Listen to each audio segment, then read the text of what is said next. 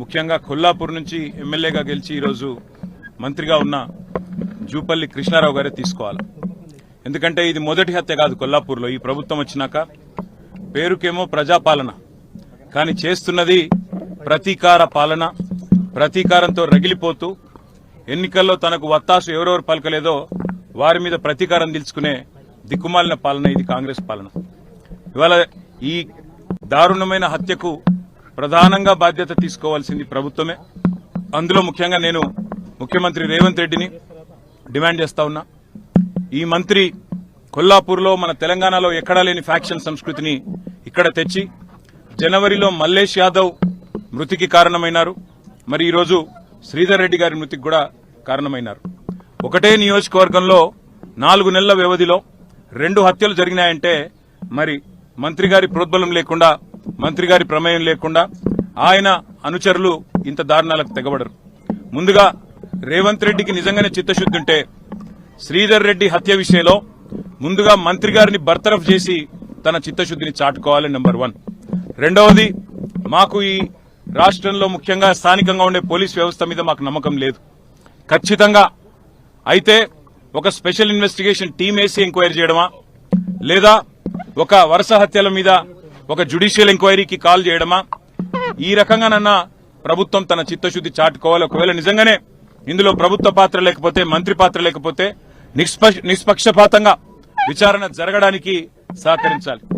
సరిగ్గా 15 రోజుల కిందట మరి మా నాయకులు వారం 10 రోజుల కిందట నిజానికి మా ఆర్ఎస్ ప్రవీణ్ కుమార్ గారు, గువ్వల బాలరాజ్ గారు, హర్షవర్ధన్ రెడ్డి గారు, మరిజనార్దన్ రెడ్డి గారు డీజీపీని కూడా కలిసినారు. కలిసి ఈ ప్రాంతంలో కొత్తగా ఒక హింసాయుతమైన సంస్కృతి కొత్తగా కనబడతా ఉన్నది. గ్రామీణ ప్రాంతాల్లో దాడులకు తెగబడుతున్నారు, చెలరేగిపోతున్నారు, పోలీసులు ప్రేక్షక పాత్ర వహిస్తున్నారు. అవసరమైతే క్యాంపులు పెట్టండి, పికెట్లు పెట్టండి. మీరు దయచేసి ఈ ప్రాంతాన్ని కల్లోలిత ప్రాంతంగా అవసరమైతే ప్రకటించి మరి ఎలాంటి కక్షలు కార్పణ్యాలు లేకుండా చూసుకోండి అని చెప్పి ఒక డీటెయిల్డ్ పిటిషన్ కూడా మేము ఇవ్వడం జరిగింది. కానీ ప్రేక్షకుల మాదిరిగా పోలీసులు ఈరోజు ఉదయం 5:30కు ఫోన్ చేస్తే 10 నిమిషాల్లో వచ్చేదానికి 1.5 గంటల తర్వాత వచ్చి ఈరోజు ప్రేక్షక పాత్ర పోషిస్తున్నది పోలీస్ యంత్రాంగం. ముందుగా ఇక్కడ ఎస్ఐని సస్పెండ్ చేయాలా, బాధ్యులైన పోలీస్ అధికారుల మీద కూడా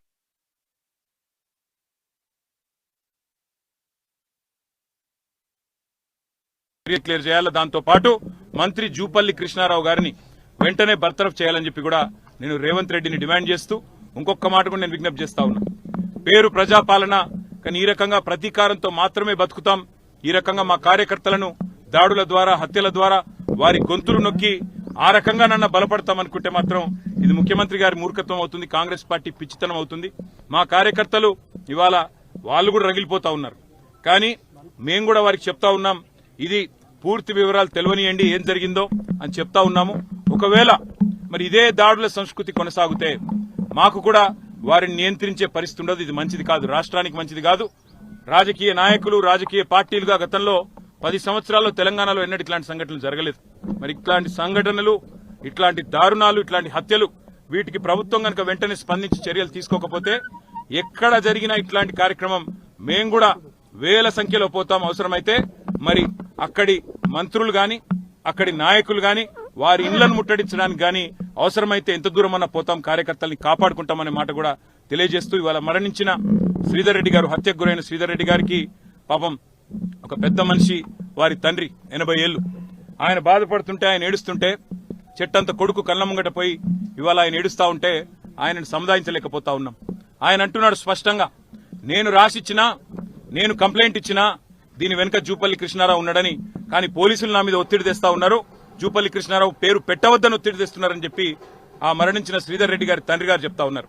ఇది ఏ రకమైన ప్రభుత్వమో ఆలోచన చేయాలా. రాహుల్ గాంధీ చెప్తుంటాడు ఢిల్లీలో పెద్ద పెద్ద మాటలు, మొహబ్బత్ కి దుకాన్ అని మాట్లాడతాడు. ఇదేనా నీ మొహబ్బత్ కి దుకాన్ రాహుల్ గాంధీ అని నేను అడుగుతా ఉన్నా.